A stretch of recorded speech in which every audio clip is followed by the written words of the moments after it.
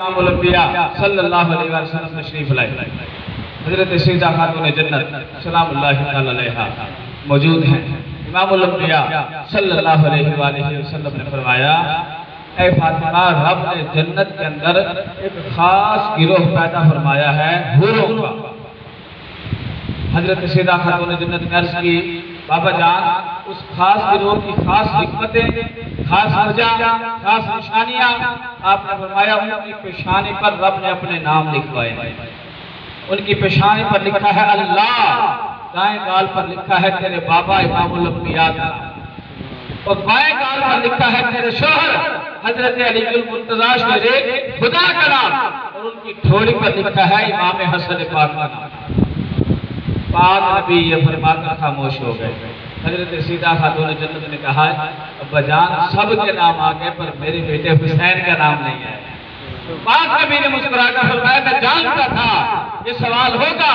पाक नबी ने फरमाया, फातिमा, रब ने तेरे बेटे हुसैन का नाम उनकी शहारत पर लिखवा दिया। अब जरा इस मसले को समझें। अल्लाह ना करे, अल्लाह सबके अज़ाब को सलामत रखे। माथा डैमेज हो जाए तो जिंदगी का तसव्वुर है, गाल डैमेज हो जाए जिंदगी का तसव्वुर है, थोड़ी डैमेज हो जाए जिंदगी का तसव्वुर है। शहरत वो है जिसके बगैर जिंदगी का तसव्वुर ही नहीं। गोया कि मैं आसान लफ्जों में बतलाऊं कि जिससे जिंदगी चलती है उस शहरत को हुसैन इब्ने अली कहते हैं, जिंदगी को हुसैन इब्ने अली कहते हैं। तो मेरा आका इमामुल अंबिया सल्लल्लाहु अलैहि वसल्लम ने जो मशहूर ज़माना हदीस पाक है, पाक नबी ने फरमाया, अल हुसैन मिन्नी व अना मिन हुसैन। पाक नबी ने फरमाया, हुसैन मुझसे है, मैं हुसैन से हूँ। इस हदीस पाक की जब तशरीह समझेंगे फिर आपके दिल के तख्तियों पर ये जुमला लिखा जाएगा, फिर आएगा आपको सुरूर, फिर आएगा आपको मजा, फिर आएगा आपको लज्जत। पाक नबी ने फरमाया, हुसैन मुझसे है, मैं हुसैन से हूँ। वजह समझ कैसे है उम्मत को कि हुसैन आका से है, आका हुसैन से है, क्योंकि आका जानते थे मैदान करबला का नक्शा मेरी आका की आंखों के सामने था। आका ने वादा फरमा दिया कि खबरदार मैदान करबला के अंदर ये मत समझना यजीद के मद्दे मुकाबिल हुसैन है, बल्कि हुसैन मुझसे है, मैं हुसैन से हूँ। जान लेना सामने हुसैन नहीं है, सामने मोहम्मद मुस्तफा खाली कमली वाला मौजूद है। क्योंकि हुसैन मुस्तफा से है, मुस्तफा हुसैन से है। आप जानते हैं कि हजरत याकूब अलैहिस्सलाम का एक बेटा गुम हुआ, हजरत यूसुफ अलैहिस्सलाम। उनकी याद में रो रो कर उनकी आंखों की बिनाई खत्म हो गई। हजरत इब्राहिम अलैहिस्सलाम जब बेटे को ज़िबा करने लगे तो हजरत इब्राहिम अलैहिस्सलाम ने आंखों पर पट्टी बांध ली। नबी है, लेकिन हजरत याकूब अलैहिस्सलाम से बेटे की जुदाई बर्दाश्त न हुई। इतना रोए कि आंखों की बिनाई चली गई, इसलिए चली गई कि ताकत याकूब नबी की थी। हजरत इब्राहिम अलैहिस्सलाम ने आंखों पर पट्टी इसलिए बांधी कि ताकत इब्राहिम नबी की थी। हजरत सैयदना इमाम अली मकाम इमाम हुसैन अलैहिस्सलाम इतना सब्र, इतना हौसला कि आपने कई इस्माइल अपने हाथों में कुर्बान किए, सब लाशें अपने पाक हाथों से उठाई, लेकिन उसके बावजूद आंखों की बिनाई में फर्क आया। आंखों पर पट्टी बांधी, अपना लख्त जिगर अली असगर अलैहिस्सलाम अपने हाथों में कुर्बान कराया। क्यों? ताकि दुनिया को पता चल जाए वहां ताकत याकूब नबी की थी, वहां ताकत इब्राहिम नबी की थी, यहाँ ताकत हुसैन की नहीं, खुद काली कमली वाले मोहम्मद मुस्तफा की। ये जुर्रत मुस्तफा है। पाक नबी ने फरमाया, हुसैन मिन्नी, कि हुसैन मुझसे है, मैं हुसैन से हूँ। गोया कि पाक नबी ने फरमा दिया, जाते दो हैं, खून एक है। जाते दो हैं, जुर्रत एक है। जाते दो हैं, शुजाअत एक है। जाते दो हैं, सखावत एक है। जाते दो हैं, सब्र एक है। जाते दो हैं, खुशबू एक है। जाते दो हैं, वजूद भी दो है। लेकिन पाक नबी इमामुल अंबिया सल्लल्लाहु अलैहि वसल्लम ने जो जुमले फरमाए, हुसैन मिन्नी, मुल्ला नेकाली रहमतुल्लाहि तआला अलैह मिशकात की शरह लिखते हैं, मिरकात के तरफ फरमाते हैं कि शैउन वाहिद। अल्लाह के नबी इमामुल अंबिया सल्लल्लाहु अलैहि वसल्लम ने फरमाया, जाते दो हैं, शक्तियां दो हैं, लेकिन बनाया रब ने एक ही है। एक ही शय से बने हैं, मटीरियल भी एक है, शान भी एक है, सिफात भी एक है, कोई फर्क नहीं है। पाक नबी ने फरमाया हुसैन को देखा तो मुस्तफा को देखा, मुस्तफा को देखा तो हुसैन को देखा। अब आते हैं वाक़े करबला। मेरे आका इमामुल अंबिया सल्लल्लाहु अलैहि वसल्लम ने, जैसा कि आपने कल समाप्त किया था, पहले ही इरशाद फरमाया था। पाक नबी इमामुल अंबिया सल्लल्लाहु अलैहि वसल्लम ने फरमाया था कि मेरे बाद खिलाफत की मुद्दत 30 साल होगी। उसके बाद पाक नबी ने फरमाया था मलूकियत होगी, बादशाहत होगी। पाक नबी इमामुल अंबिया सल्लल्लाहु अलैहि वसल्लम ने फरमाया था फिर वो खिलाफत रास्ता नहीं होगी। अब हजरत इमाम हसन मुस्तफा अलैहिस्सलाम के दौरे खिलाफत के अंदर वो खिलाफत की मुद्दत पूरी हो गई। अब हजरत सैयदना अमीर माविया रज़ियल्लाहु तआला अन्हु को जब तख्त मिला, जब ताज मिला, जब हुकूमत मिली, तो हजरत अमीर माविया रज़ियल्लाहु तआला अन्हु के साथ इमाम हसन पाक ने सुलह की। उस सुलह का मफहूम क्या था, जो शराइत थी वो बड़ी आला है। सबसे पहले शर्त ये थी, आपने फरमाया कि कत्ल और गारत का जो सिलसिला रोका गया है, आपने फरमाया आइंदा यह कत्ल और गारत का सिलसिला रोका रहेगा और दोनों जानिब से जो गिरोह आपस में मद्दे मुकाबिल आए हैं किसी को भी उनमें से सजा नहीं दी जाएगी। पाक अली से पूछा गया, या अली जो आपके मद्दे मुकाबिल आए, आपने फरमाया जो मेरे गिरोह में शामिल थे और जो मेरे मद्दे मुकाबिल थे, आपने फरमाया दोनों गिरोह जन्नती, दोनों गिरोह जन्नती। दूसरी शर्त ये थी हजरत अमीर माविया रज़ियल्लाहु तआला अन्हु के साथ कि आपके बाद जो खिलाफत है वो आपके बेटे के पास नहीं जाएगी, आपके खानदान के किसी फर्द के पास नहीं जाएगी, बल्कि ये बात तय की गई कि खिलाफत जो है सहाबा किराम अलैहिर्रिज़वान के दौर में जो तरीका था वो क्या तरीका था, खुलफाए राशिदीन का जब खिलाफत पर उनको बिठाया गया तो उनके लिए शूरा बनाई गई। वो शूरा फैसला करती थी, मुजतहिद सहाबा, सैयद सहाबा, बड़े बड़े सहाबा फैसला करते थे कि किसको हमने तख्त पर बिठाना है, किसको अमीरुल मोमिनीन बनाना है। तो पाक हसन ने ये मुआहिदे के अंदर लिखवाया कि हजरत अमीर माविया अज खुद किसी को मुंतखब नहीं करेंगे, बल्कि ये मामला शूरा के ऊपर छोड़ा जाएगा।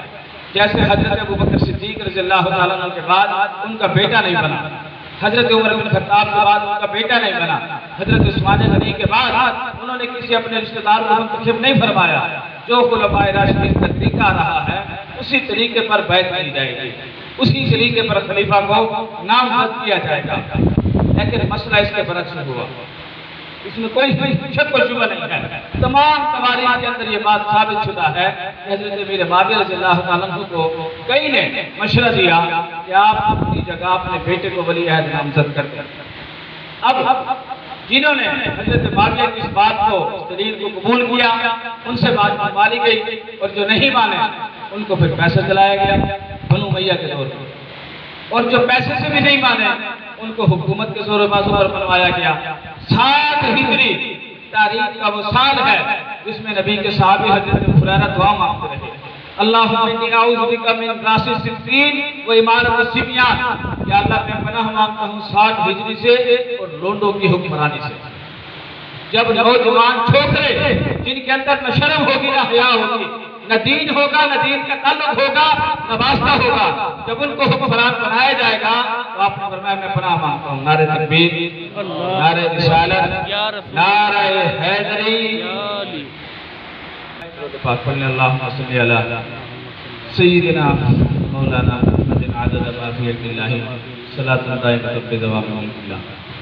हजरत सय्यिदना अमीर माविया रज़ियल्लाहु तआला अन्हु का जब इंतकाल होने लगा तो आपने वसीयत की, वसीयत के अल्फाज ये थे, आपने फरमाया कि मुझे नबी करीम सल्लल्लाहु अलैहि वसल्लम की जो मुँह मुबारक मेरे पास महफूज हैं, जिन्हें सारी जिंदगी में संभाल कर रखा, मेरे कफन के अंदर वो रख दिए जाएं, और नबी करीम सल्लल्लाहु अलैहि वसल्लम के नाखून मुबारक भी मेरे साथ रख दिए जाएं, और मेरा मामला अल्लाह के सुपुर्द कर दिया जाए।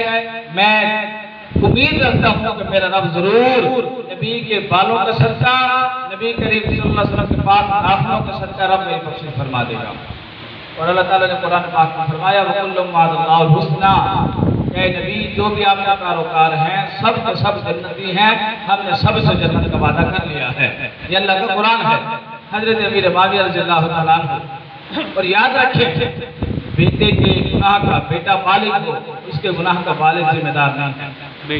अगर इस दलील को मान लिया जाए कि हजरत मीर माविया ही जिम्मेदार है, तो हजरत नूह अलैहिस्सलाम के बेटे का वाक़या कुरान पाक के बारे में मौजूद है। आपका बेटा काफिर था, आपने फरमाया कि आप मैयत को माना, ए बेटे हमारे साथ आ जा वरना तू भी गर्क हो जाएगा। उसने कहा नहीं, मैं बच जाऊंगा, मैं पहाड़ पर मौजूद हूँ। आपने फरमाया पहाड़ नहीं बचाएगा, ये लहरें नहीं बचाएंगी, कोई ताकत नहीं बचाएगी, आज वो बचेगा जिसको रब बचाएगा। लेकिन इसने आपका कहा ना माना, गर्क हो गया। इसी तरह अल्लाह के नबी हजरत लूत अलैहिस्सलाम, उनके घर वाले काफिर थे, वो हलाक हो गए। याद रखें ये बात जो है बोगस है। हजरत आदम अलैहिस्सलाम के एक बेटे ने अपने भाई का कत्ल किया, क्या कहेंगे आप? हजरत याकूब अलैहिस्सलाम के 11 भाइयों ने हजरत यूसुफ अलैहिस्सलाम को मिलकर कुएं में डाला। कुरान पाक के अंदर सारा वाक़या मौजूद है। तो बेटे का गुनाह बाप के खाते में डाला जा सकता नहीं, ये दलील बोगस है। हर बंदा अपने अमल का जिम्मेदार खुद है। हजरत मीर माविया रज़ियल्लाहु ताला अन्हु ने यह काम जरूर किया है कि आपने अपने बेटे को मुंतखब किया और जो बात मुआहिदे के अंदर शामिल थी आपने उससे रूह की तानी की, मुआहिदे को आपने तोड़ा। लेकिन हम यही समझेंगे कि आपकी नीयत इसमें अच्छी थी, हम यही गुमान करेंगे कि आपकी नीयत अच्छी थी। हम ये नहीं सोच सकते वो नबी के सहाबी और उसका अकीदा जो है वो नबी के घर वालों के मुतालिक गलत हो। आप वो हैं जिनको रब ने ये शान अता फरमाई कि नबी के हाथ पर जिन्होंने बैयत की है और नबी करीम सल्लल्लाहु अलैहि वसल्लम के निकाह में इनकी हमशीरा मोहतरमा भी आई है, जिनका नाम हजरत हबीबा रज़ियल्लाहु ताला अन्हा है। अब आते हैं असल मौजू की तरफ। अब जब यजीद जो है वो तख्त नशीन हुआ, अब यजीद ने अपने हरकारे भेजे। अब हर तरफ इलानात होने लगे। मस्जिद नबी के अंदर जो बंदे आए उन्होंने कहा कि यजीद वैसे ही तख्त नशीन हुआ है जैसे खुलफाए राशिदीन तख्त नशीन हुए थे। जैसे ही ये जुमला हजरत अब्दुल रहमान बिन अबू बकर ने सुना, हजरत अबू बकर के साहबजादे हजरत आयशा सिद्दीक़ा रज़ियल्लाहु ताला अन्हा के भाई नबी करीम सल्लल्लाहु अलैहि वसल्लम के साले खड़े हुए मस्जिद नबी के अंदर, आपने फरमाया बदबख्तो लानतुल्लाहि अलल काज़िबीन, अल्लाह की झूठों पर लानत हो, तुम सबसे बड़े झूठे हो। तुम कहते हो कि तुमने वही तरीका अपनाया है जो तरीका हजरत अबू बकर सिद्दीक का था, जो तरीका उमर बिन खत्ताब का था। बताओ जालिमों, क्या अबू बकर ने अपने बेटे को अपने बाद मुंतखब किया था? क्या उमर बिन खत्ताब ने अपने बेटे को मुंतखब किया था? तुमने उनके तरीके से हटकर यह काम किया है। तुमने वो काम किया है जो कैसर और किसरा करते हैं, जो कुफार करते हैं, जो रूम के बादशाह करते हैं। उनका तरीका क्या था? बाप के बाद बेटा। जैसे पाकिस्तान के अंदर सियासी पार्टियां हैं, बाप है उसके बाद फिर बेटा, बेटा नहीं है तो फिर बेटी। सब चीज रखी घर में हुई है, नाम लेते हैं जमहूरियत का। ये तरीका जो है बाप के बाद बेटा, ये इस्लाम का तरीका नहीं है। अगर हम दुनिया से जो मामूलात है हम देखें, जो हमारा सिलसिला है, सिलसिला चिश्तिया, हजरत ख्वाजा खाजगान ख्वाजा मोइनुद्दीन चिश्ती अजमेरी, अताए रसूल, वारिसुल हिंद, गरीब नवाज, गुरबा नवाज, आपने 14 बेटे। लेकिन आपने अपने बाद अपना जानशीन, अपने बेटे को, अपने भाई को, अपने रिश्तेदार को मुकर्रर नहीं फरमाया। किसको मुकर्रर फरमाया? हजरत ख्वाजा कुतुबुद्दीन मुख्तार काकी। आपने किसको मुकर्रर फरमाया? शेखुल इस्लाम वल मुस्लिमीन ज़ैनुल अंबिया हजरत बाबा फरीदुद्दीन मसूद चंद्रशेखर। आपने किसको मुंतखब फरमाया? हजरत ख्वाजा निजामुद्दीन औलिया महबूब इलाही पाक को। आपने किसे मुंतखब फरमाया? हजरत ख्वाजा मीर खुसरो को। ये तमाम ही आपस में बिल्कुल दूर दूर तक रिश्तेदार नहीं है, अल्लाह वाले मौजूद हैं। ये तरीका जो है इस्लाम के अंदर मैरिज, इस्लाम के अंदर रसूल पसंदी है।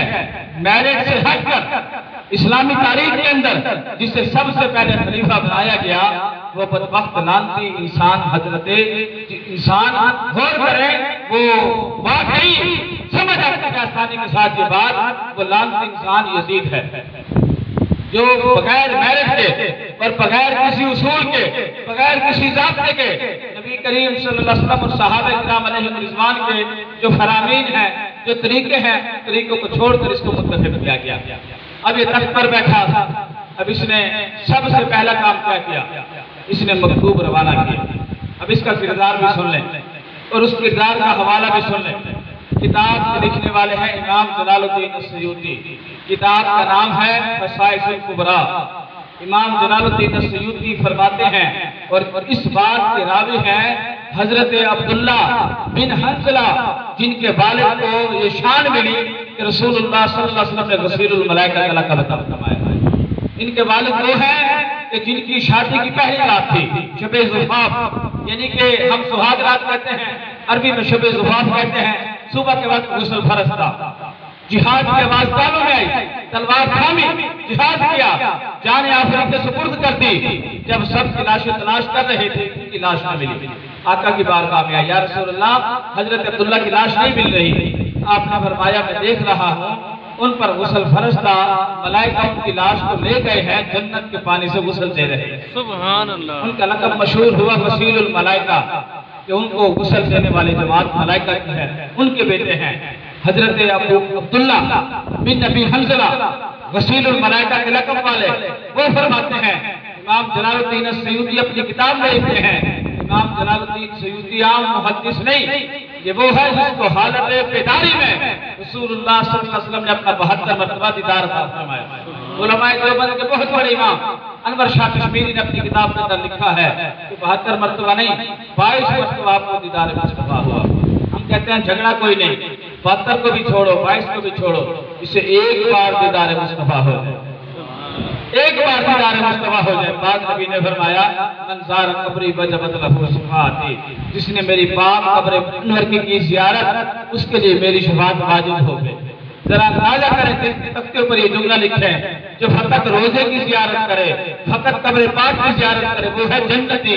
तो जो अपनी आंखों से दीदार मुस्तफा करे, इमाम जलालुद्दीन सयूती वो है जिसने 72 मरतबा हालत बेदारी में रसूलुल्लाह सल्लल्लाहु अलैहि वसल्लम का दीदार पाया है। आप फरमाते हैं, हजरत अब्दुल्ला बिन हंसला फरमाते हैं, वो रावी है, कहते हैं कि जब यजीद हाकिम बना, यजीद ने सबसे पहला काम जो राय किया, जो शरीयत के खिलाफ उसने कदम उठाया, सबसे बड़ा और सबसे बुरा एक काम था, वो ये था कि अल्लाह ने कुरान पाक में माँ से निकाह हराम करार दिया, बेटी से निकाह हराम करार दिया। माँ से तेरी हो निकाह तब भी हराम है, दूध पिलाने वाली हो तब भी हराम है। इसी तरह बहन से तेरी हो निकाह तब भी हराम है, और दूध पिलाने वाले की बेटी हो तब भी निकाह हराम है। ये जालिम वो है जिसने अपनी हजरत माविया के जो निकाह में खवातीन रही, उनके साथ इस बदबख्त ने निकाह किए। हजरत माविया के जो यानी कि औलादे हैं, तो दूसरी खलवालियों से देख के आए, इस लानती ने उनको भी निकाह का पैगाम भिजवाए। बनु उमैया तारीख के वो जालिम हैं। अल्लाह ने कुरान पाक में फरमाया, नबी की घरवालियां तुम्हारी माएँ हैं। अल्लाह ने हराम फरमा दिया कि नबी पर्दा भी कर जाए, तुमने उनके बाद निकाह नहीं करना, इसलिए कि नबी अगर पर्दा कर गया है, लेकिन हमारा भी अकीदा है अल्लाह के नबी जिंदा है, वो हमेशा उनके निकाह में है। लेकिन ये वो जालिम है जिसने उम्महातुल मोमिनीन के लिए भी निकाह के पैगाम भेजे। कितना बड़ा जालिम है। हजरत अब्दुल्ला फरमाते हैं कि हमने जब यजीद के अफ़आल देखे, उसके अक़वाल देखे, हरकत और सकनात देखे, बड़ी बात लिखते हैं। फरमाते हैं हमें तो ये डर पैदा हुआ कि रब हमसे आसमान से पत्थरों की बारिश नाज़िल फरमा दे। अब अंदाजा करें कि जिस लानती का काम ये हो कि जो सगी बहनों के साथ, जो माँ के साथ निकाह करने वाला हो, उनको जबरदस्ती मजबूर करने वाला हो, उस लानती के हाथ में इमाम अपना हाथ कैसे देते? और ये वो लानती है, इमाम अली मकाम हज पर गए। इमाम अली मकाम वो इबादत गुजार शख्सियत है कि 25 मरतबा आपने पैदल हज किया। इसने कहा हुजूर सवारी भी है, रब ने बड़ा कुछ अता भी फरमाया है, पैदल हज के लिए आते हैं। आपने फरमाया मुझे हया आती है, रब की बारगाह में मैं सवारी पर कैसे आऊं? और एक जुमला कह दूं, अगर इजाजत हो तो। चंद दिन पहले आपने देखा वीडियो वायरल हुई, ये सऊदी जो मौजूदा गवर्नमेंट है, ये सालिम अपनी गाड़ियों पर बैठकर रोज़े रसूल पर आए, मस्जिद नबी के अंदर आए, वीडियो मौजूद है इंटरनेट के ऊपर। इन सालिमों को कोई हया नहीं, ना अल्लाह के घर की ताज़ीम है। अल्लाह का घर वो है। इमाम मालिक का मुनाजरा हुआ मुल्ला जाफर मंसूर के साथ, थोड़ी सी आवाज बुलंद हुई, आपने फौरन पकड़ लिया। आपने फरमाया जालिम तूने अल्लाह का कुरान नहीं पढ़ा। सूरह हुजरात में फरमाता है या अय्युहल्लज़ीना आमनू ला तर्फऊ अस्वातकुम फौका सौतिन नबी। ऐ ईमान वालों अगर हो ईमान वाले तो अपनी आवाज को नबी की आवाज से बुलंद ना करो। अगर से नबी पर्दा कर गए हैं लेकिन आज भी उनकी मस्जिद का तकद्दुस बाकी है, क़यामत तक बाकी रहेगा। इस घर के अंदर अपनी आवाज बुलंद करने का हुक्म नहीं है। ये लानती गाड़ियों समेत दाखिल हुए, जूतों समेत दाखिल होते हैं। ये इनकी बदबख्तों की शर्म हया है। अल्लाह करे इनसे जान छूट जाए। जो वायदा इनका तुर्की के साथ हुआ था कि 2023 में इन्होंने तुर्की के हवाले करना था, अल्लाह करे दोबारा तुर्कों की हुकूमत आ जाए, उनकी आ जाए। जो ठीक हैं, जो नबी के साथ मोहब्बत करने वाले हैं, कुरान पाक का जो हाल करते हैं वो भी आपने वीडियोस देखी हुई है। ये वो जालिम हैं जिन्हें न कुरान का हया है, न नबी का हया है, न रोज़े रसूल का हया है। ये वो जालिम हैं किसी बात से मना नहीं करते। सैन महाल खोले जा रहे हैं, बेहयाई करके खोले जा रहे हैं। अगर मना करते हैं तो रोज़े रसूल की जानिब हाथ उठाकर दुआ करने से मना करते हैं। जालिमों तुम्हें यही बात याद आती है, जालिमों तुम्हें शर्म नहीं आती। ये तो वो है जब पूछा इमाम मालिक से जाफर मंसूर ने कि मैं रोज़े रसूल की तरफ मुंह करके दुआ मांगू या काबतुल्लाह की तरफ मुंह करके दुआ मांगू, इमाम मालिक ने फरमाया तो उनकी तरफ मुंह क्यों नहीं करेगा जो तेरा भी वसीला है, तेरे बाप आदम का भी वसीला है, जिनके सर से रब ने आदम की तौबा कबूल फरमाई। तेरा हक है, तूने दुआ मांगनी है, दुआ रब से मांग, वसीला मुस्तफा की जात को बना। सुभान अल्लाह। इमामुल अंबिया सल्लल्लाहु अलैहि वसल्लम के गुलामों यजीद तख्त नशीन होता है, काबतुल्लाह में मौजूद है। इमाम अली मकाम हज के लिए आए हुए हैं। ये बदबख्त हाथ के अंदर शराब का प्याला है और शराब पीते हुए नशे में डोलते हुए इमाम अली मकाम को दावत देकर कहता है या इमाम पी लें, बड़ा लज्जत वाला है, बड़े सुकून वाला है, आपको भी पीकर सुकून आ जाएगा। इमाम अली मकाम ने ला हौल वला कुव्वत इल्ला बिल्लाहिल अलील अज़ीम पढ़ा, आप आगे रवाना हो गए। जिस इमाम पर हक ने अपनी आंखों से इस लानती को शराब पीते देखा हो, वो अपना हाथ इस लानती के हाथ में कैसे दे? तमाम बातें तवारीख से साबित हैं। बड़े बड़े मुहद्दिसीन हजरत अहमद बिन हंबल वो इमाम जिनके पैरोकारों के अंदर शहनशाह बगदाद, पीराने पीर, रोशन ज़मीर, कंदील नूरानी, कुतुब रब्बानी, वंश सुल्तानी, महबूब सुभानी, शहबाज रहमतानी, हुजूर सैयद अब्दुल कादिर जिलानी, आप उनके पैरोकारों के अंदर शामिल हैं। इतने बड़े इल्म फिक़ह के हजरत अहमद बिन हंबल रहमतुल्लाहि तआला अलैह, आपने अपनी किताब के अंदर यजीद को काफिर लिखा है। मुसलमान नहीं काफिर लिखा है, गुनाहगार नहीं काफिर लिखा है। आपके बेटे ने कहा कि आपने काफिर लिखा है, आपने फरमाया फकत काफिर नहीं लिखा। मैं कहता हूँ यजीद का नाम लेकर उस पर लानत भी करनी चाहिए। आपने कहा कि अगर कोई पूछे दलील, आपने फरमाया दलील वही है जिस पर रब लानत भेज रहा है, उस पर हम भी लानत भेजेंगे। पूछा बेटे ने कहा रब ने लानत भेजी, आपने 26वां पारा पढ़ा, पहला सही तो इन तवल्लैतुम अन तुफ्सिदू फिल अर्दि व तुक़त्तिऊ अरहामकुम उलाइका अल्लज़ीना लअनहुमुल्लाह। अल्लाह फरमाता है वो लोग जो जमीन में हुकूमत मिलने के बाद कत्ल करें, फसाद करें, अल्लाह के उन पर लानत है। आपने फरमाया सबसे बड़ा फसादी यजीद है, सबसे बड़ा जमीन का अमन बर्बाद करने वाला यजीद है, सबसे ज्यादा कत्ल करने वाला यजीद है। यजीद का कोई एक गुनाह नहीं है, बेशुमार गुनाह है। सबसे बड़ा गुनाह ये है इसने अहले बैत नबुव्वत के साथ जो जालिमाना सलूक किया। आपने फरमाया क्या शक बाकी है इसके काफिर होने में? हजरत अहमद बिन हंबल जैसी हस्ती ने इसको काफिर लिखा। अब जब ये तख्त नशीन हुआ, अब इसने खत लिखा गवर्नर मदीना के पास। गवर्नर मदीना के पास जो खत आया, खत का उन्वान क्या था? खत का उन्वान ये था, हजरत अब्दुल्लाह इब्न ज़ुबैर रज़ियल्लाहु तआला अन्हु, हजरत अब्दुल्लाह इब्न अब्बास या हजरत अब्दुल्लाह इब्न उमर का नाम आता है, और इमाम अली मकाम सैयदना इमाम हुसैन अलैहिस्सलाम। इन तीन अशखास को बुलाकर बैत के लिए मजबूर किया जाए, और बैत के लिए मान जाए तो ठीक, अगर ना माने तो फिर फौरन इनको कैद कर दिया जाए या इनका सर कलम कर दिया जाए। गवर्नर मदीना वलीद बिन उतबा ये मुहिब्बे अहले बैत था, नबी करीम सल्लल्लाहु अलैहि वसल्लम का सच्चा गुलाम था। अब इसने पैगाम भिजवाया इमाम अली मकाम के पास। इमाम अली मकाम अपने घर मदीना में मौजूद थे। हजरत सैयदा ज़ैनब सलामुल्लाहि तआला अलैहा वो भी मौजूद हैं। जब पैगाम मिला आपने फरमाया कि खैर की खबर नहीं है। हजरत सैयदा ज़ैनब सलामुल्लाहि तआला अलैहा ने कहा कि आप ना जाएं। आपने फरमाया ऐसा नहीं हो सकता, जाऊंगा मैं जरूर। आपने अपने साथ हजरत अब्बास अलमदार को लिया, चंद जानिसारान के साथ लिया। आप रात के अंधेरे में गवर्नर के पास पहुंचे। यजीद का कासिद मरवान बिन हिकम भी मौजूद है। अब इमाम अली मकाम से उसने कहा हुजूर मेरी तो जरूरत नहीं है कि मैं आपको वो अल्फाज पढ़कर सुनाऊं, आप ये पढ़ लें कि आपके लिए उसने क्या पैगाम भेजा है। आपने जब खत पढ़ा तो आपने पढ़ा इन्ना लिल्लाहि व इन्ना इलैहि राजिऊन। आपने फरमाया हज़रत अमीर मुआविया अल्लाह की बारगाह में जा चुके हैं। आपने फरमाया ऐसा है कि हम मशवरा करेंगे और मशवरा करने के बाद हम बता देंगे हमारा जवाब क्या है। जब आप ये बात कह चुके, वलीद बिन उतबा ने कहा हुजूर जो आपको अच्छा लगे आप जा सकते हैं। आप मुड़े, आप वापसी के लिए मुड़े तो मरवान ने कहा ए वलीद रात का अंधेरा है, हजरत इमाम अकेले हैं, अब इन पर काबू पालो, हल्का पालो। अब बेहतरीन मौका है, फौज तुम्हारे पास मौजूद है, सिपाही मौजूद है, अगर ये यहाँ से चले गए तो फिर इन पर काबू नहीं पा सकोगे। और अगर तुम कहे तो मैं गिरफ्तार करता हूँ। जैसे ही इमाम अली मकाम ने जुमला सुना तो शेर ऐसे पलटा जैसे मोहम्मदी के झार से हैदरी शेर आ गया हो। इमाम अली मकाम ने तलवार निकाल दिया, आपने जो जुमले कहे वो क़यामत तक के लिए अमर हो गए, तारीख की किताबों में महफूज हो गए। आपने फरमाया अय्युहल अमीर, ए अमीर, ए गवर्नर मदीना तू भी सुन, और यजीद के चमचे तू भी सुन। आपने फरमाया इन्ना मालिकुल रिसाला, आपने फरमाया सुन लो मैं वो हूँ जिसके नाना को अपने नबूवत का ताज़ा फरमाया, वो महबूबुल वही।